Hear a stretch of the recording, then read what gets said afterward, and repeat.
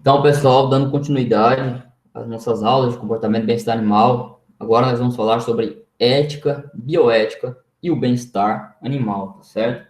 E para iniciar esse assunto, né, como a gente está falando, vamos ver o que é bem-estar animal, né? O que a gente pode considerar como bem-estar animal.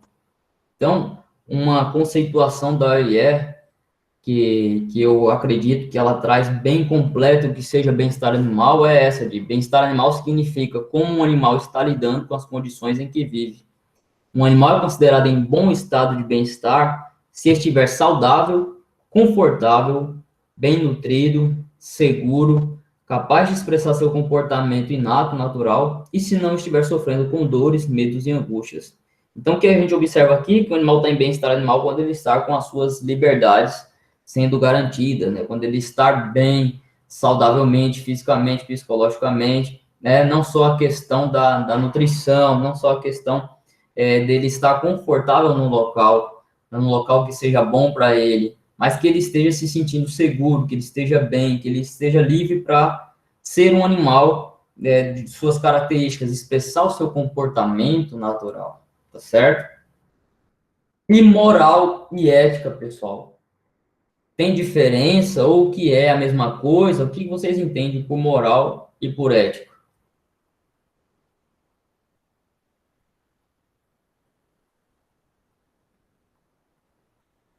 Alguém pode citar algum exemplo, alguma conceituação?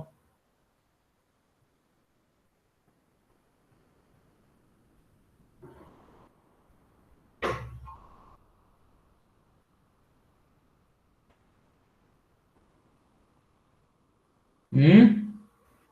Eu acho que a moral dá mais ligado com os costumes de uma sociedade. A ética eu acho que é uma coisa mais individual. É a minha visão, não sei se tá. Quem é que falou? A Carol. Carol. Obrigado, Carol. Então, moral está mais relacionado com os costumes da sociedade, a ética de um fator individual. Professor, Pode eu já falar. acho o contrário. Acho que moral já vem muito do ser humano, sabe? Do que ele sente, do que vem de dentro. E já a ética já é uma coisa assim mais voltada para a sociedade, porque ela é tratada como um estudo, né? Pelo menos para mim. Entendi, Juan. Alguém mais tem alguma opinião sobre o que seja moral, seja ética? Se tem diferença Eu ou se é a também mesma coisa? concordo com a Carolina, que a ética é mais está relacionada ao seu jeito de ser, né, o seu caráter, e a moral é muito relacionada a costumes, né, que são passados, modo de se comportar, né. Mas será que o nosso comportamento não é influenciado pelos costumes do local? Com certeza. E aí, isso A aí ética ela é seria... um conjunto de ações, né, que a gente se espelha pela sociedade, pelo que as pessoas fazem, né, pelos costumes. Isso é moral ou ética? Ética. Ética. E o que seria moral, então? O que é uma coisa imoral? Considerada imoral? Depende muito da comunidade, porque uma coisa que é considerada imoral lá no interior, às vezes não é considerada imoral aqui em Manaus. Verdade. Então, a moral se diz muito dos costumes daquela região. Por exemplo, lá tem culturas que não acham imoral as mulheres andarem peladas, como os indígenas. Então, não é imoral para eles não existe esse tipo de moralidade para eles. Quanto que uma mulher andar pelada na rua aqui vai ser até notícia da TV, eu acho. Atentado ao pudor. Atentado ao pudor. Então, a moral vem muito da cultura, do costume de um certo local. E a ética já são as normas dessa sociedade. Seria o que essa sociedade tem de achar normal, moral ou não.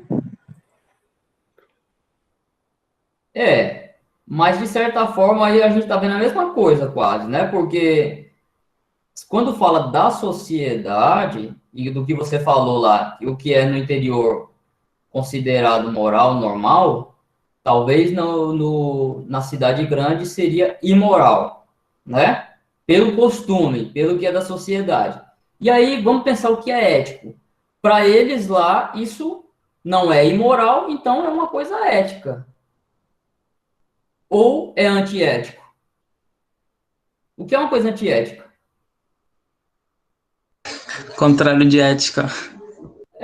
Juan, mas o que seria, então, uma coisa antiética na sociedade? Ou que a gente pode considerar antiético?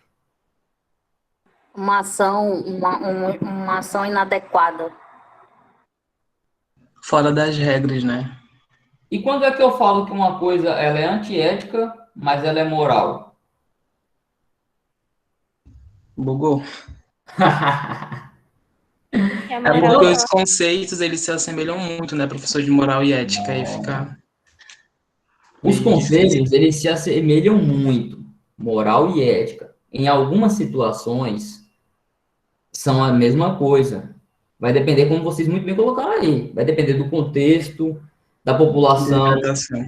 da situação. Só que a gente tem que entender que tem diferença de moral e ética. E a gente vai ver aqui. Essa diferença, vocês estão com elas na cabeça aí, vocês estão falando, e vocês vão começar a visualizar agora. E tá, mais ou menos, como vocês falaram aí, relacionado. O moral tá mais com isso de costume, de o que é uma coisa representada pela sociedade, ou pelo aquele meio que é uma coisa de uma pessoa que ela tem uma boa conduta, né? Que ela tem um caráter. Agora, ético não está relacionado só a isso. Ético está relacionado ao que é o dever ser feito, o que é normativo, o que é uma coisa que é já pré-julgada a ser feita, né? Se eu falar mal do meu colega, eu estou sendo imoral ou antiético? Antiético. Antiético, porque Que a gente a ética aprende isso, né, na profissional, faculdade. a ética profissional mostra que nós temos que não falar mal do colega, não denigrir ninguém nem nada. Mas mesmo assim, perante a sociedade ou perante outros colegas, eu estou sendo um cara imoral, porque eu estou agindo de má fé, eu estou agindo de mau caráter, não é? Então é uma coisa que ela é ética, mas ela também pode ser imoral.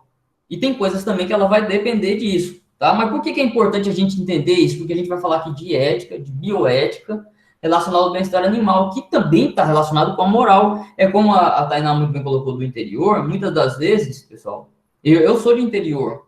E o que é costume, ou era mais costume, né, que as coisas estão mudando? Mas o tratamento para com animais de produção, né, a conduta mais agressiva, mais sem tanto cuidado com o bem-estar desses animais, ou então, muitas das vezes, para a sociedade que não tem o conhecimento ali, acha que é o normal, tá agindo com moralidade, porque tem que ser num manejo mais regrado, num manejo mais dessa forma, para não ter problemas. Mas para quem já tem sim um conhecimento, isso acaba sendo uma imoralidade, como sendo uma coisa agressiva. E uma coisa também, para quem já tem um conhecimento, já sabe de normas, de condutas, já é uma coisa também antiética. Concordam?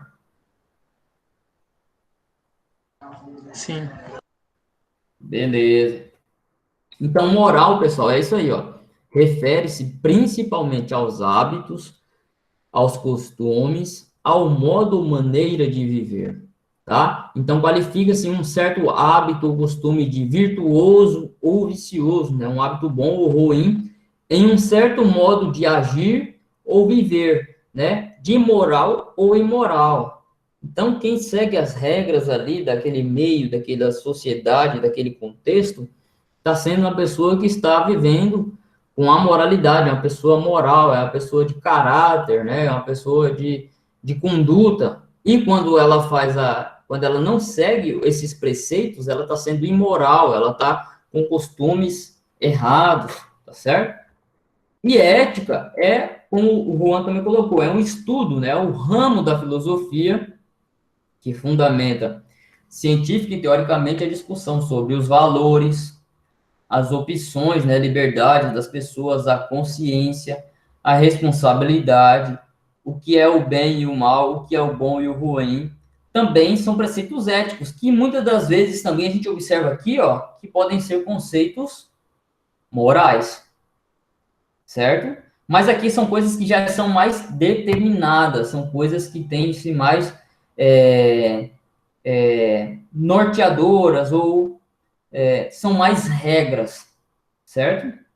Então, a ética, né, é o estudo dos juízos de apreciação referentes à conduta humana suscetível de qualificação do ponto de vista do que é bem ou do mal, né? Distinção entre as condutas. A pessoa que faz as condutas corretas é uma pessoa ética, né? Da mesma forma, se a gente for pensar em moral, é uma pessoa moral. E uma pessoa que faz as condutas erradas, má conduta, é uma pessoa antiética, é uma pessoa imoral, certo? Mas aqui, entre diferença de bem e de mal, com coisas, regras, com normativas, isso é questões éticas ou antiéticas. Né? Então, há princípios éticos para tudo na vida, inclusive para o tratamento com outros animais e com humanos, seja em pesquisas, seja no dia a dia. Então, nós, médicos veterinários, temos que tratar com os nossos pacientes, né, com os nossos clientes, para com a sociedade, com ética, tá? São princípios éticos que nós temos que seguir, certo? Eu tenho que ter princípios éticos com vocês, meus alunos. Tenho que tratá-los com respeito, com atenção, com cordialidade. Da mesma forma, vocês também têm que tratar princípios éticos para comigo, né? Para a gente poder viver em sociedade, para a gente ter uma boa interação, uma interação ética, tá? E é antiético quando eu saio ou estou numa sala de aula e falo de determinado indivíduo sem ter um cuidado, né? Sem ter sem saber realmente como conduzir, como falar, da mesma forma como também vice-versa, né? E além disso, a gente já vai para o lado do que a sociedade mostra. Se a pessoa não está agindo, não tem essa cordialidade, esse respeito para com o próximo, ele está sendo também imoral, né? E aí com os animais também. Como é que eu trato com os animais? É prisando pela saúde, pelo bem-estar desse animal. É tratando com ele como ele deve ser tratado, tá ok? Então, e bioética, pessoal? O que é bioética?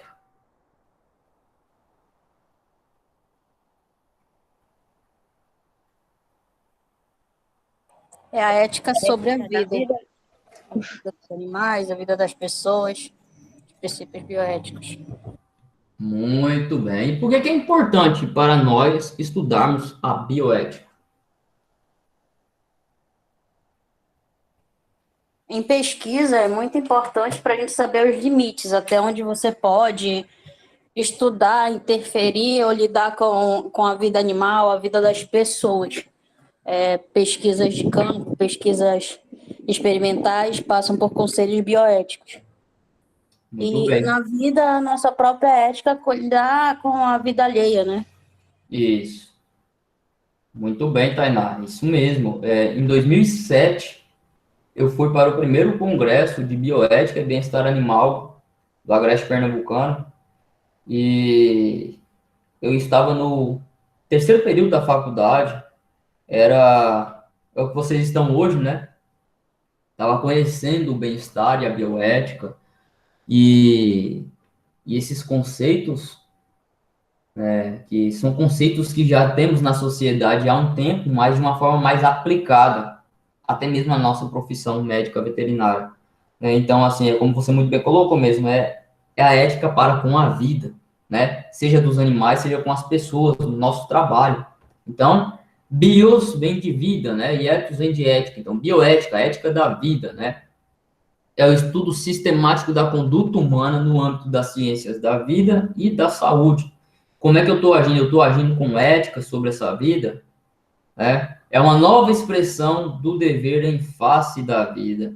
É favorecendo a vida, é pensando se é ético o tratamento, a intervenção para com aquela vida. Como você também colocou muito bem aí, Tainá, na parte da pesquisa, mas na parte do relacionamento, na parte da conduta, né? É a conduta com a vida, a ética com a vida. Então, a bioética, de acordo com a diretriz brasileira para o cuidado e utilização de animais para fins científicos e didáticos, né, pode ser considerada como uma conduta humana em que ações podem ser consideradas boas ou más, corretas ou erradas, né? A ética, ela é aplicada na avaliação do que pode ou que não deve ser realizado em animais utilizados para fins científicos ou didáticos. Então, para a gente ter uma aula prática, eu preciso entrar em contato, né? Eu faço parte da Comissão de Ética de Uso de Animais do IFAM, tá? Desde 2017, eu faço parte da Comissão de Ética de Uso de Animais. Então, para qualquer aula prática, para qualquer experimento, para qualquer pesquisa, qualquer curso, enfim, qualquer intervenção para com os animais, tem que ser passada pelo Comitê de Ética de Uso de Animais, para seguir os preceitos da bioética, para saber se essa conduta ela é correta ou não, se ela vai trazer algum mal para esses animais ou não, né? Então, o uso do termo ética, por essas diretrizes, a finalidade dessa diretriz é apresentar princípios de condutas que permitam garantir o cuidado e o manejo ético de animais, ou seja, o respeito com a vida desses animais, né? Então, é dever do usuário cumprir os princípios que regem a conduta ética de indivíduos cujo trabalho envolva o uso de animais. Então, parece até um pouco repetitivo, mas é só lembrar que é só para manter a integridade, a saúde, o bem-estar, a conduta com a vida desses animais, a conduta ética, a conduta da forma que deve ser conduzida, tá? Então, essa diretriz brasileira fornece orientações para o cumprimento das normas estabelecidas pelo CONSE, tá? Conselho Nacional de Cuidado e Experimentação Animal, para o uso ético de animais. Então, o CONSE, né, Conselho Nacional de Controle de Experimentação Animal, no âmbito do Ministério da Ciência, Tecnologia, Inovações e Comunicações, foi criado pela Lei número 11.794, de 8 de outubro de 2008, com a instância de que ser um colegiado multidisciplinar, com caráter normativo, consultivo, deliberativo e recursal, a quem compete normatizar o uso de animais em ensino ou pesquisa científica, principalmente no que concerne ao controle das instituições que criam, mantêm ou utilizam animais para ensino ou pesquisa científica no país.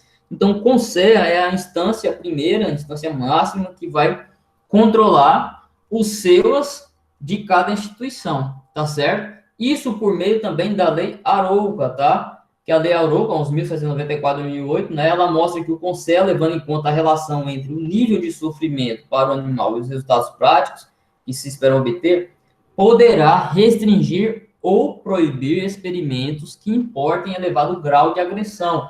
Então, vocês vão ver, se algum de vocês aí já passaram por isso, submissão de algum projeto de pesquisa, de extensão, ou um plano de ensino, que a gente já trabalhou na monitoria, alguma coisa assim, vai ver que a gente vai, nas ações, ter que discriminar qual que é o grau de invasividade daquelas ações com o animal, qual que é o grau de agressividade, que isso pode trazer de prejuízo aos animais, tá?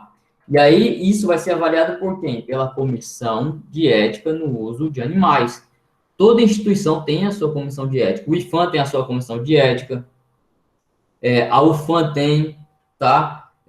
A Newton Lins tem, como é que é o nome daquela faculdade? UEA. A UEA tem, a ESBAN tem, enfim, todas as instituições vão ter, tá? Elas podem fornecer trabalhos, né, consultorias, né, dar pareceres para os seus próprios indivíduos, né, da sua instituição, bem como também para instituições externas, quando solicitados, tá certo? Então, a gente tem que mandar um formulário de solicitação de autorização para o uso de animais em ensino e ou pesquisa, tá? E aí a gente também aqui do IFAM, a gente tem esse daqui, ele é uma genérica, mas a gente tem já um só próprio para ensino e um só próprio para pesquisa. Mas o que isso quer dizer? Que é um termo, né, que o pesquisador, o professor responsável por aquilo, ele vai se atentar às normativas, né, da Lei Arouca, do segredo científico, da parte do respaldo científico, da parte de estar ciente da manutenção e da promoção do bem-estar, de evitar ao máximo o sofrimento dos animais, né? Então, por isso a gente vai ter a responsabilidade, a gente é responsável por esse projeto, quem é o responsável pelo projeto é responsável por esse formulário. Esse formulário vai passar por uma banca de avaliação por membros competentes. Aí um dos membros, o que acontece? Por exemplo, professor Alexandre mandou um formulário seu para uma aula dele. E aí eu sou membro, eu fui designado para fazer a avaliação. Eu vou fazer a avaliação, e aí no dia da reunião, que a gente faz uma reunião mensal, toda terça-feira, primeira terça-feira do mês, a gente vai relatar os projetos, os processos que foram enviados. E aí eu falo para os outros colegas, olha, o projeto do professor Alexandre, que ele quer fazer orquiectomia em cães, ele solicitou aqui fazer em 5 cães, e 3 machos, e 2 fêmeas, não, aí orquiectomia, ovariosterectomia também, né, em 2 fêmeas, e aí ele vai fazer as técnicas descritas assim, vai ter a sedação assim, anestesia tal, isso aqui quem vai acompanhar, quem vai fazer o procedimento cirúrgico é ele, os alunos só vão ver, ou vai ter aluno fazendo sob sua orientação e tal e tal. De acordo com o que eu observei aqui, não vai ter o grau de invasividade, ele é 2, tá, isso aqui tá tudo certo, a contenção vai ser essa, então, pelo meu parecer, eu voto aprovado. Aí eu voto na plenária e os outros colegas vão ver se eles estão de acordo ou não com aquele procedimento. Mas como o relator já deu aprovado, aí eu posso ver a opinião dos colegas, se todo mundo concorda, se todo mundo concordar, é aprovado, e aí ele ganha um certificado, um parecer sobre esse projeto. Senão ele pode ser aprovado com ressalvas, pedindo para fazer alterações do que se julga necessário, ou ele é reprovado, e aí ele tem que fazer novamente com todos os cuidados necessários que a comissão de ética vai solicitar, certo? Então, aqui, ó, como eu falei, depois de toda a descrição do objetivo do projeto, né, daquela intervenção, das suas descrições metodológicas, bem minuciosas, grau de contenção, todos os métodos, aproveitamento dos animais, quantidade de animais, espécie, uso, enfim, quem vai utilizar, tem-se também o grau de invasividade definido segundo o CONSEA, né? Então, o grau 1 é quando experimentos que causam pouco ou nenhum desconforto ou estresse. Então, o que a gente pode ver que está aqui no grau 1? Observação e exame físico, administração de medicamentos oral, intravenosa, da peritoneal, subcutânea, enfim, né? Algumas deprivações de alimentos ou águas por períodos como se fossem naturais. Então, isso aqui vai ter pouco estresse ao animal, né? O grau 2 já são experimentos que vão causar algum estresse, algum desconforto ou dor de leve intensidade, então procedimentos cirúrgicos menores, biópsias, né, tudo sob anestesia, períodos de contenção e mobilidade de animais conscientes, exposições a níveis não letais, tá? O grau 3 já é experimentos que causam estresse, um desconforto ou dor de intensidade intermediária. Então, aqui já é uma coisa maior. Se tem que fazer um experimento que chega a grau 3, a gente tem que levar em consideração, daqui a pouco eu vou falar ali, do refinamento da pesquisa, né, dos 3 R's. Eu tenho que diminuir, eu tenho que ver se eu não posso mudar a espécie, eu vou fazer com 10 vacas, será que eu não posso fazer com 5? Eu vou fazer com... você vai fazer com vaca, será que você não pode diminuir para um animal menor, para ovelha? Será que não pode fazer com cachorro, com coelho, com rato, tá? E aí, o 4 é experimentos que causam dor de alta intensidade, então, indução de trauma animais, não sedados, isso aqui é uma coisa que bem difícil vai ser aprovada, tá? Por que a justificativa de fazer isso? E se tiver que fazer isso realmente, vai ser uma coisa bem... que seja uma coisa pontual e tudo, mas tem que passar por isso para a gente entender se esse procedimento pode ser feito ou não, tá bom? E isso tem que estar tudo bem descrito, porque se também a pessoa que está solicitando, né, sabe o projeto, não descrever isso e fizer, isso está sendo antiético, você está indo contra os preceitos da comissão de ética, né, e você pode responder por isso, você é responsabilizado por isso, né, você entra na lei Arouca, tá? Então, essas instituições, elas têm que ser cadastradas no CIUCA, né, que é o cadastro das instituições de uso científico de animais. Então, é destinado ao registro das instituições para criação ou utilização de animais com finalidade de ensino e pesquisa científica. Os protocolos experimentais ou pedagógicos, né, aplicáveis aos procedimentos de ensino e projetos de pesquisa científica realizados ou em andamento no país, assim como dos pesquisadores a partir de informações regidas pelas CEUs e das solicitações de crescimento no Concel. Então, a gente também vai ter que estar registrado, né, cadastrado no CIUC, a nossa instituição, para poder ter essa regulamentação. E falando de pesquisa, a gente tem o conceito dos 3 R's. Eu já falei alguma coisa para vocês, mas vocês já ouviram falar nesse conceito?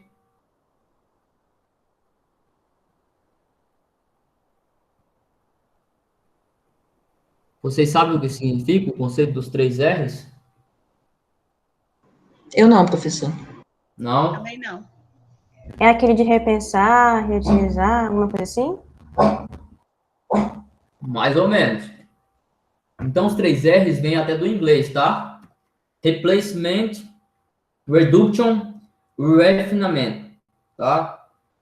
Como eu fiz muitos anos de inglês, aí vocês percebem aí meu sotaque, né? Meu pronunciation is very good.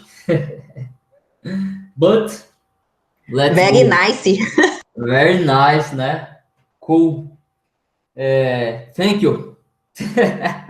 Então, pessoal, os 3 R's vêm de redução, que seria do número de animais utilizados. É como eu falei agora. O professor está pedindo lá para fazer um trabalho com 10 animais. Será que ele não pode reduzir para 5? Para 3? Qual a necessidade mesmo de usar 10? A gente vê, não, precisa de uma confiabilidade estatística. Mas aí vai ser um procedimento que vai levar 200 animais a uma dor, a um problema, a uma coisa só para fim de pesquisa. Será que não pode diminuir? Então, reduzir, tá? O quanto menor for o número de animais submetidos a uma intervenção, no princípio de pesquisa, melhor. Então, replacement, né, em inglês, a substituição também. Por outras alternativas, animais ou até mesmo sem animais. Então, em vez de usar uma vaca, será que eu não posso usar uma ovelha? É um pequeno ruminante. Eu quero saber a digestibilidade, a motilidade gastrointestinal. Será que eu não posso observar num ruminante menor? Não, será que eu não posso substituir por algum modelo robótico, algum modelo em 3D, algum software? Né? Se tiver como substituir, vamos substituir. Para que usar os animais? Tá? E o refinamento é quando eu vou alterar os protocolos de experiência para diminuir dor e sofrimento. Será que a gente tem que induzir um grau de invasividade 4 nesses animais para essa determinada pesquisa? Eu não posso diminuir para 3, para 2, ou evitar esse sofrimento, esse estresse animal. Vamos refinar essa pesquisa, vamos fazer com que ela fique menos danosa ao animal, que ela traga menos sofrimento. Então, quando nós em cabeça de pesquisador, nós já temos que pensar assim: se eu quero fazer uma pesquisa, eu tenho que lembrar, vai ter alguém me avaliando, só vou poder fazer essa pesquisa se eu levar isso em consideração, reduzir o número de animais, se tem como eu substituir esses animais, porque senão ele vai falar, não, ó, você não precisa fazer essa pesquisa com vaca, dá para você fazer essa avaliação in vitro, tá? Você não precisa fazer in vivo, você pode fazer in vitro. Aí dá para você não tão induzir e deixar esse animal 12 horas no sol direto. Você pode reduzir essas horas, essa exposição solar, para 2 horas, para 3 horas, enfim. Tudo que vai melhorar e diminuir danos a estes animais, tá ok? E como se constrói, então, o conceito de bem-estar, pessoal? Então, lembra, o conceito de bem-estar também, como é o nosso dever enquanto médico veterinário, de ser promotor e mantenedor do bem-estar, a gente vai construir ele através da nossa conduta ética, na nossa rotina de médicos veterinários, né? O bem-estar animal, ele é a ciência do respeito aos animais. Então, a gente tem que agir com ética, a gente tem que agir com respeito aos animais, com bioética, né? Respeitando a vida, com a ética da vida. Então, o médico veterinário, ele tem que ser ético, ele tem que agir com responsabilidade, com condutas éticas perante aos animais, perante a sociedade, enfim, né? Então, é obrigação, não só ética, né? Pelo Código de Ética do Médico Veterinário. Já aproveitando, vocês já leram o Código de Ética do Médico Veterinário?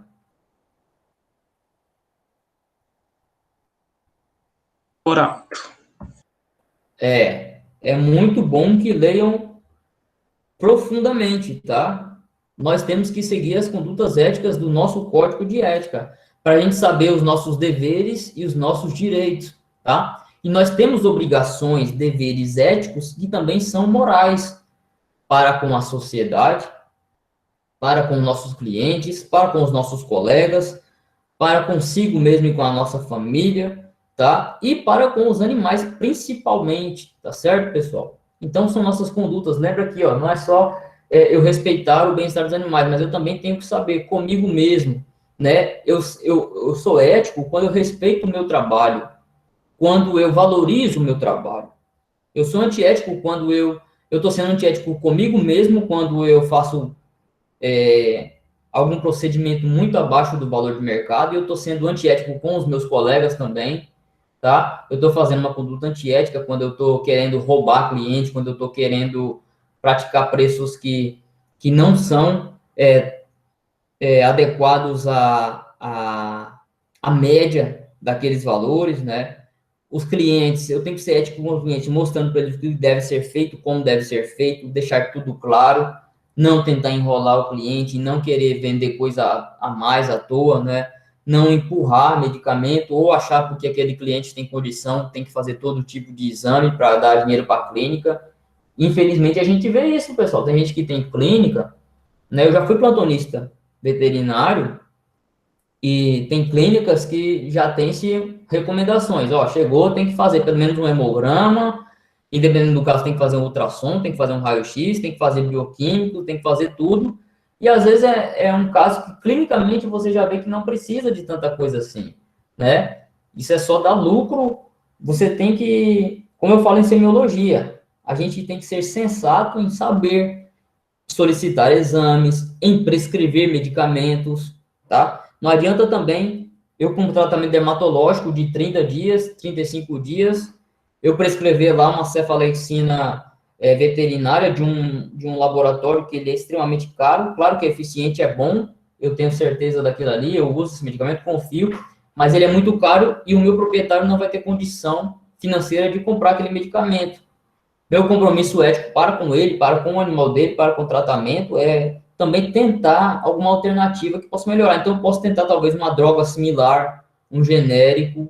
Eu posso, professor, usar um medicamento humano? Posso usar um medicamento humano, tá? Existem, nós somos médicos, nós somos formados para isso, a gente vai saber aquele tipo de classe de medicamento. Claro que, às vezes, tem alguns medicamentos que não têm a biodisponibilidade, como o medicamento veterinário tem, mas ele pode fazer o efeito semelhante, às vezes igual, ou pode ter um pouco menor do que esse medicamento veterinário, mas ele ali, pelo menos ele vai ser feito, o nosso compromisso ético também para com esse dono, para que ele faça, porque às vezes a gente vai passar um tratamento, ele não vai ter condição de arcar, vai acabar não fazendo, e vai colocar a culpa em você, ainda porque não fez o tratamento, porque não tinha condição, nem nada. Claro, isso é caso que a gente pode ter sensatez e tentar ajudar, tá? Mas também deixar claro que tem que, às vezes, é só aquele medicamento, tem que ser feito, tem que mostrar como se fazer, né, orientar realmente como tratar, mostrar a responsabilidade para o tutor que ele tem que fazer aquele tratamento de ferida corretamente, como descrito, para trazer no tempo correto. Então, isso é ser ético, tá certo? E pontos importantes, né? Os animais, eles têm instintos e vontades já determinados, né? São sensíveis à dor, ao sofrimento. Então, cabe ao homem zelar pelo respeito e pela proteção ao bem-estar animal. O bem-estar depende do estado físico e psicológico. Então, nós, médicos veterinários, vamos ali cuidar da saúde física do animal, mas também a gente vai orientar, a gente vai cuidar desse bem-estar psicológico. A gente vai lembrar que tem animais que eles vão precisar de um determinado tipo de atenção, de cuidado, de intervenção, de espaço, de tratamento diferente de outros animais, e é a nossa conduta ética observar isso e orientar ou trabalhar da forma que deve ser feito, tá certo? Então, o bem-estar físico, ele vai definir o estado do animal em suas tentativas de se adaptar ao meio ambiente, né? Quando se quebra a homeostase, né, seja alguma interferência extracorpórea, né, não interna, né, uma quebra de homeostase vindo do meio externo, o animal ele vai tentar voltar à sua homeocinese, né, se adaptando ao meio ambiente, ao que está trazendo, né? Então, bem-estar físico, a saúde, ela também pode ser interferida pelo meio interno, tá? Mas isso é uma forma de melhor de voltar à homeostase. Já o bem-estar psicológico é que nem a saúde, nem a ausência de estresse, nem condição física são necessárias ou suficientes para se concluir que o animal esteja em boas condições de bem-estar. O bem-estar depende do que os animais sentem, tá? E quando a gente sabe que o animal é um ser senciente, eles têm que se sentir bem, em bem-estar. Então, eles têm que estar com saúde física, mental, né, psíquica, né, que é o bem-estar psicológico, ele tem que estar no seu grupo social ali também, se sentindo bem, confortável, livre para expressar seu comportamento natural. Então, a gente observa que isso aqui também é importante para que os animais vejam bem. E isso é ético, manter esse bem-estar psicológico dos animais, tá? E aí eu pergunto para vocês, qual que é o papel do médico veterinário na promoção do bem-estar dos animais, na conduta ética? Qual que é o papel do médico veterinário? O que a gente tem que fazer, pessoal? Já falei um monte de coisa aqui para vocês, mas o que vocês acham que pode ser feito pelo médico veterinário?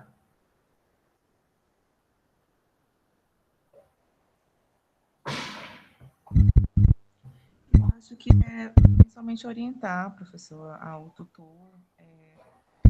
buscar compreender como é que está vivendo aquele animal, o ambiente, sempre fazer orientação nas consultas, verificar, além da saúde, as outras questões psicológicas, mental, para buscar sempre esse bem-estar animal. Isso, muito bem.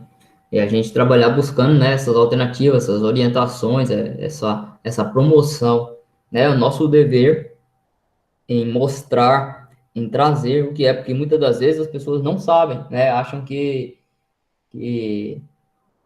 o animal precisa de pouca coisa ali, ou só leva em consideração, que as pessoas muito levam em consideração muito, é só alimentação, ou então, às vezes, até levar no veterinário, mas é muito mais que isso, né, aquela responsabilidade, complementando a aula passada, né, é a posse responsável para com o bem-estar, pela conduta ética com esse indivíduo, né, com esse animal. Então, nosso papel como médico veterinário, né, de forma geral, atender o anseio da sociedade. Nós somos guardiões da saúde única, né? A saúde única é o quê? Saúde animal, humana e ambiental. Então, a gente preza pela saúde e o bem-estar do animal, pela saúde e o bem-estar humano, pela saúde e o bem-estar ambiental. Saúde única e bem-estar único, tá? Também é nosso papel, pessoal, especializar-se. Por quê, professor? Porque quando a gente se especializa, quando a gente aprofunda, eu estou sendo ético para comigo mesmo, para com os animais, para com os colegas, para com a sociedade, tá? Porque eu estou fazendo o meu papel da melhor forma possível, tá? Se eu não sei, ou se eu não tenho certeza, é melhor eu não fazer, porque senão eu estou sendo imprudente, eu estou sendo imperito, tá? Se eu deixar de fazer alguma coisa, eu estou sendo negligente, eu estou ferindo o código de ética do médico veterinário, tá? Então, eu tenho que cumprir com as legislações, eu tenho que cumprir com o meu código de ética, eu tenho que ser ético. Como é que devemos promover o bem-estar animal, pessoal?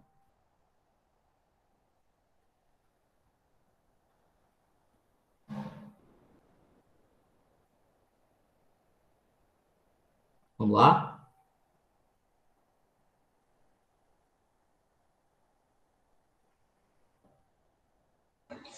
Bom, essa pergunta ela tem uma resposta bem ampla, né? Como a gente promove o bem-estar animal, a gente vem aprendendo nas suas aulas, mas principalmente, acho que uma das primeiras coisas que a gente deve fazer quando a gente tem um animal, né, a posse de um animal, é levar no veterinário, porque daí ele vai explanar tudo que a gente deve, o que deve ser feito, né, para a gente manter o bem daquele animal, como vacinação, alimentação, manter o animal hidratado, é uma série de coisas que o veterinário vai estar falando, né, para o tutor. Muito bem, Juan. E o veterinário somos nós, né? Nozes, né? Somos nós e somos as árvores, né? As árvores somos nós, né? Então, é isso aí. Nós temos esse dever aí de promoção do bem-estar animal nessa orientação, nessa instrução, nessa sensibilização da população. Isso não só quando a gente fala de levar no veterinário, não só pets, né? Mas a gente tem que lembrar das 5 liberdades para qualquer tipo dos animais. A gente vai promover, mantendo e promovendo as 5 liberdades animais, seja para animais de companhia, né? Cães, gatos ou pets não convencionais, seja para os animais na produção, né? A vaquinha sorrindo aí. Então, quando a vaca sorri, ela produz leite com gosto, ficando todo mundo satisfeito, né? E também todo mundo sorrindo. Olha que vaca bonita, olha os cílios dela. E esses dentes aqui, ó, mais bonito que os meus. Branquinho, retinho. É assim o dente das vacas, pessoal? Não. Vaca tem Não. incisivo superior. Não. Não, só tem o Só os pulvinho. molares, né? Ou é só os molares, isso. E ela tem em cima o pulvino dentário, né? Essa almofadinha, essa parte mais queratinizada, onde vai fazer ali ajudar na captação da captura do alimento. Mas ela não tem essa dentadura tão bonita aí, né? Mas isso só para representar que ela na produção ela também tem que estar bem, para ela poder produzir, para ela poder viver bem, né? Então, ó, o porquinho aí sorrindo, ó, como ele tá feliz, né? Bem-estar de animais atletas também. Lembra, a gente já observou aí, tem vários locais que tem vários incentivos à corrida de cachorro e tudo, mas com o uso de drogas que são estimulantes e tudo, deixam esses animais mais estressados, nervosos, diminuem a vida, os animais podem até ter problemas cardíacos, né? Cardiovasculares, podem vir a óbito. Mas esses animais atletas também, eles têm que ser tratados como os atletas na sua alimentação, na sua nutrição, no seu condicionamento, mas também respeitando o seu descanso, o seu bem-estar, tá? Em animais de laboratório também, o animal tem que ser criado de uma forma, tem que ser cuidado, de uma forma que suas liberdades também estejam sendo respeitadas. Em animais de circo também, tá? Tem gente que vai ser contra, tem gente que vai ser a favor, mas independente, onde tem animal, pessoal, lembra, nós estamos aqui para formar opinião, para a gente entender, mas para a gente ver todos os lados. E se em alguns locais, em algumas regiões, existem determinados tipos de utilização de interações animais, que essas interações sejam o menos prejudicial possível aos animais, tá? Sejam de alguma forma que eles também tenham seu bem-estar sendo atendido, tá? Em animais de zoológico também, enfim, tem gente que acha que o zoológico não deve ser, não deve existir, nem nada, mas o zoológico é uma das formas também de conservação de espécies, de tratamento de animais que não são, conseguem ser reabilitação, é uma forma de educação sanitária também para a população. Então, isso aqui foi um zoológico que eu fui na Argentina, os animais aqui, né, lá eu não percebi nenhum maus tratos, nem nada. Existem várias controvérsias também da forma de tratamento dos animais, mas pelo menos a gente via os animais bem nutridos, tranquilos, calmos e tudo. Não posso afirmar nenhum tipo de sedação ou nada, como muitas vezes já se fala, mas assim, esses animais em zoológicos, independente da forma, eles também têm que ter a sua liberdade, suas 5 liberdades respeitadas, tá? Que os animais se sintam bem, vivam bem, certo? Em animais de serviço também, pessoal, tem que estar com as suas liberdades atendidas, com o seu bem-estar atendido. Tem muita gente que aí, ó, às vezes já deu meio-dia, o cavalinho já passou o dia inteiro trabalhando, o cara parou ali, no sol, deixou ele ali, foi almoçar e descansar, e o coitado ficou no sol, amarrado, preso. Isso não é bem-estar. Então, também lembrar que ele também tem que ir para a sombra, ele tem que descansar, ele tem que comer o que ele precisa para a sua manutenção e para o seu trabalho. Então, muitas das vezes, os animais, eles passam por serviços exaustivos, os animais se cansam demais, deprimem o sistema imunológico, ficam mais fracos, os animais acabam diminuindo o seu tempo de vida útil, morrem antes, ou tem alguns outros problemas devido a esse não cuidado, esse não bem-estar. Então, se é para trabalhar com eles também, que eles também sejam atendidos às suas liberdades, que eles também sejam tratados com ética, com respeito, tá?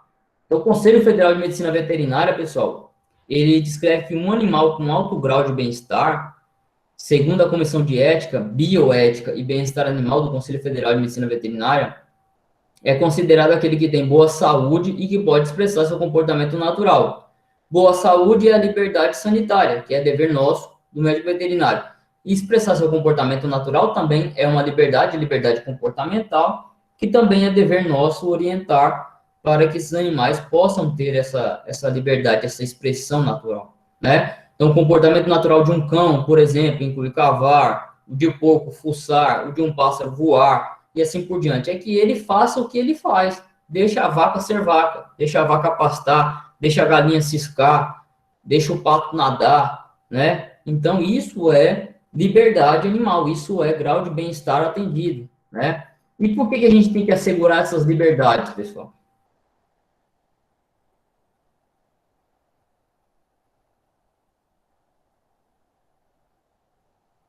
É para manter o bem-estar animal. Para manter o bem-estar animal, não é? E é por quê? Porque é ético. Quando a gente se assegura, a gente vai estar mantendo o bem-estar animal e a gente está sendo ético, tá? Então, tudo isso aqui, ó, resume o nosso papel é ético, dever do médico veterinário, é norma, é regra, é ético, é nós promovermos, mantermos, assegurarmos as liberdades animais. Liberdade é assegurar o bem-estar animal, né? Além disso, né, a promoção do bem-estar animal anda de mãos dadas com a promoção do bem-estar humano e da sustentabilidade, né? É o chamado bem-estar único, conceito ligado à saúde única que fala da integração entre a saúde e o bem-estar dos animais, seres humanos e condições ambientais, tá? Então, quando a gente está sendo ético para com os animais, para com os humanos, com o ambiente, a gente está promovendo o bem-estar único, a gente está fazendo o nosso trabalho conforme o nosso conselho determina, tá? Então, a gente tem que lembrar aqui, ó, a gente tem que andar de mãos dadas com os nossos animaizinhos, a gente tem que ser ético com eles, a gente tem que tratá-los com respeito, a gente tem que lembrar que é um ser senciente, que sente, tá? E a questão não é podem raciocinar, nem podem falar, mas podem sofrer. E aí, os animais, né, fica naquela dúvida, animal é racional. Será que eles podem raciocinar ou não? Tem essa discussão. Os animais não podem falar, mas porque eles não falam, eles não raciocinam. E sofrer? Será que eles não sofrem ou eles podem sofrer? Ou porque animal não tem problema? E aí? Com essa frase eu termino a nossa aula aqui e deixo a reflexão, né? Os animais podem sofrer? O que vocês acham? Podem sim, professor, eles demonstram através de sonde, né, que a gente já viu na aula lá do professor Neto. Isso. Mas aí eu quero dizer, eles podem sofrer, mas eles devem sofrer? Não, né? Não. Então, nossa conduta ética é evitar o sofrimento dos animais. Nossa conduta ética é manter a saúde desses animais, o bem-estar desses animais, é mantê-los bem, tá? Nossa conduta ética é a bioética, isso é bem-estar animal. Tá ok, pessoal? Alguma dúvida?